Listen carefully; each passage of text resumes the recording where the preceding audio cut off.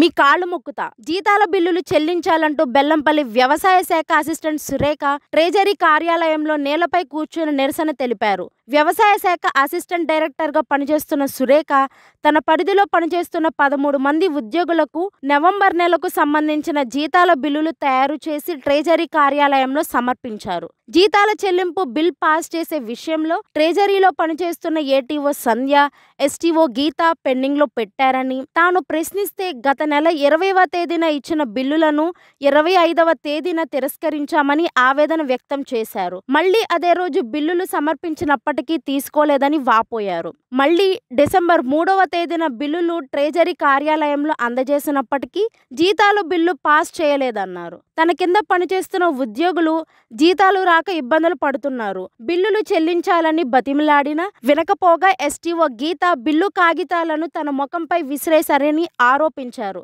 ఘటనలో తీవ్ర దిగ్భ్రాంతికి గురి అయిన ఏడీఏ సురేఖ తీవ్ర ఆవేదనతో ట్రెజరీ కార్యాలయంలో గంటసేపు నేలపై కూర్చొని నిరసన వ్యక్తం చేశారు. అయినా పట్టించుకోకపోవడంతో ఈ విషయం మీడియా ద్వారా అందరికీ చేరవేస్తానని చెప్పగా వెంటనే బిల్ పాస్ చేసి చేతులు దులుపుకున్నారు.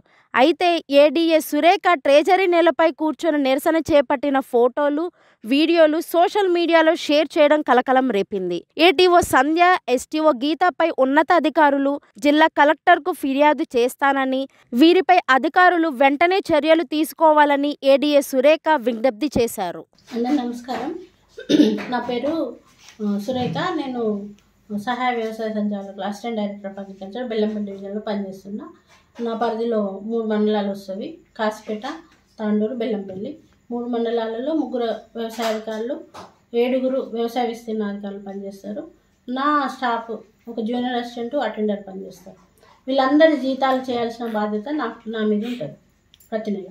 అయితే ప్రతి నెల 20 తారీఖు జీతాలు చేసి 20, 21, 22 తారీఖులో సబ్మిట్ చేయడం జరుగుతుంది.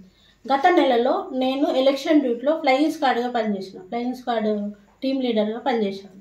బెల్లంపల్లి కాన్స్టిట్యున్సీలో పనిచేసినా కూడా ఆఫీస్కి వచ్చి ఆ పని చేస్తూ మళ్ళీ మా ఆఫీస్ పనులు కూడా చూసుకుంటూ ఆఫీస్కి వచ్చి 20 తారీఖు రోజు జీతాల మా నవంబర్ నెలకు సంబంధించిన జీతాల బిల్లులు చేసి మా జూనియర్ అసిస్టెంట్కు ఇచ్చి ఈ బిల్స్ సబ్మిట్ చేయమని నేను ఫ్లయింగ్ స్క్వాడ్ డ్యూటీ మీద వెళ్ళిపోవడం జరిగింది.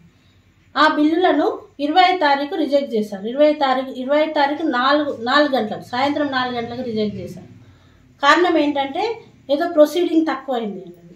సరే, ఆ ప్రొసీడింగ్ ఎంక్లోజ్ చేసి మళ్ళీ కొత్తగా రిజెక్ట్ చేసిన బిల్లులను మళ్ళీ బిల్లులు తయారు చేసి 20 తారీఖు రోజు లాస్ట్ డే జీతం బిల్లులు కావడానికి కనుక నేను జీతం బిల్లు ఆ ప్రొసీడింగ్ కాపీ అంతా తీసుకెళ్ళి 5:15కి వాళ్ళ ఆఫీస్కి తీసుకెళ్ళి ఇవ్వడం జరిగింది. ఇస్తే వాళ్ళు తీసుకుంటలేరు, బిల్స్ రిసీవ్ చేసుకుంటలేరు.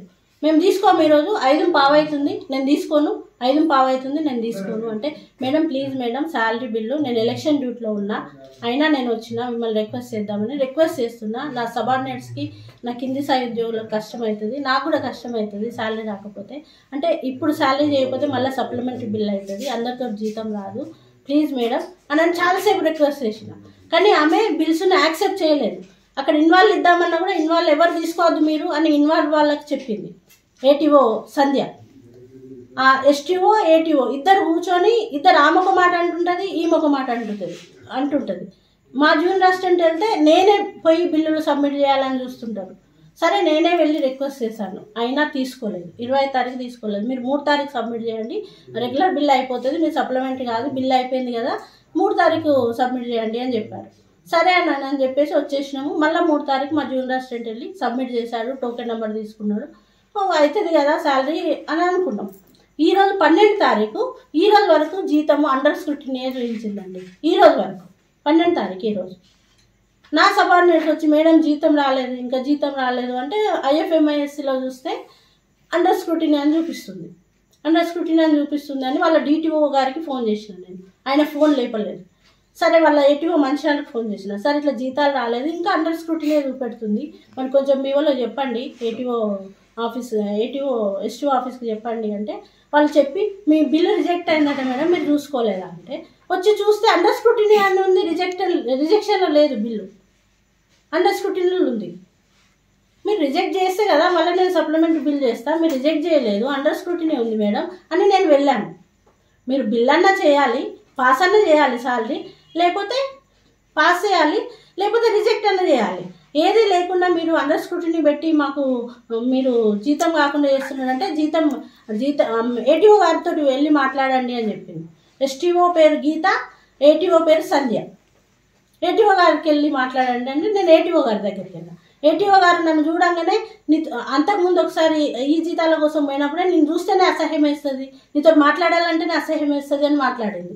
అయినా కూడా నేనేం బాధపడలేదు, పర్లేదు మేడం అసహ్యం వేస్తే పర్లేదు, కానీ నాకు నా స్టాఫ్కి సంబంధించిన జీతాలనే ఇంతకుముందే మాట్లాడడం జరిగింది. ఆమె దగ్గరికి మళ్ళీ వెళ్ళాను. వెళ్ళి మేడం ఎస్టీఓ గారు మీ దగ్గర రమ్మన్నారంటే నా దగ్గరికి ఎందుకు పంపించినావు గీత నువ్వు, మీ జీతాలు ఆమె చూస్తుంది, ఆమె దగ్గర ఉండి అని ఆమె చెప్పడం.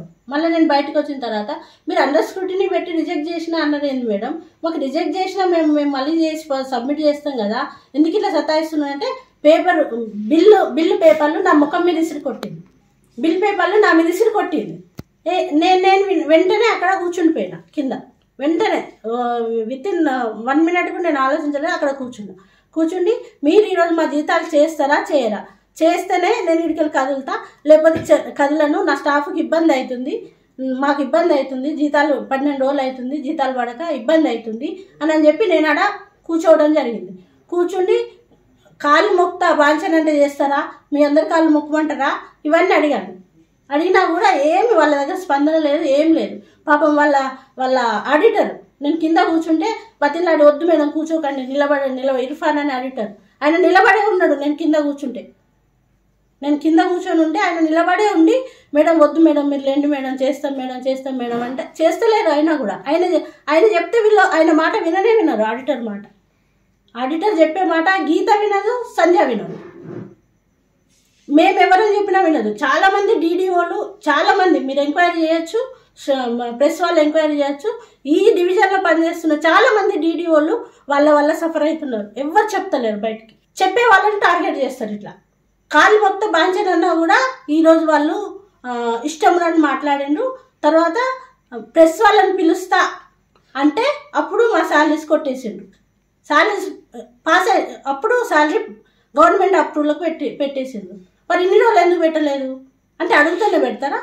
గంట సేపు కూర్చున్నాండి కింద నేను ఎస్టీఓ ఆఫీస్లో. నేను ఒక డివిజనల్ స్థాయి అధికారిని. ఇంతకుముందు జూలైలో కూడా మా జీతాలు ఆపితే, జీతాలు చేయకపోతే రిజెక్ట్ చేస్తే 3 తారీఖు రిజెక్ట్ చేశారు. 14 రోజులు, ఒక నెలలో ఎన్ని రోజులు ఉంటాయి? 30 రోజులు ఉంటాయి. 30 రోజులలో 14 రోజులు వాళ్ళ దగ్గర పెట్టుకుని 14వ రోజు జీతం బిల్లు రిజెక్ట్ చేశారు. ఇదే విషయం నేను కలెక్టర్ గారి దృష్టికి, డిడిఓ గారి దృష్టికి తీసుకెళ్ళా, మా డిఓ గారి దృష్టికి కూడా తీసుకెళ్ళా లాస్ట్ టైం. అదే నేను చేసిన తప్పంట. నువ్వు కలెక్టర్ దగ్గర పోయినావు కదా, నీకు జీతం కావాల్సినప్పుడల్లా నువ్వు కలెక్టర్ దగ్గరికే పోవాలి అని మాట్లాడుతుంది ఆమె.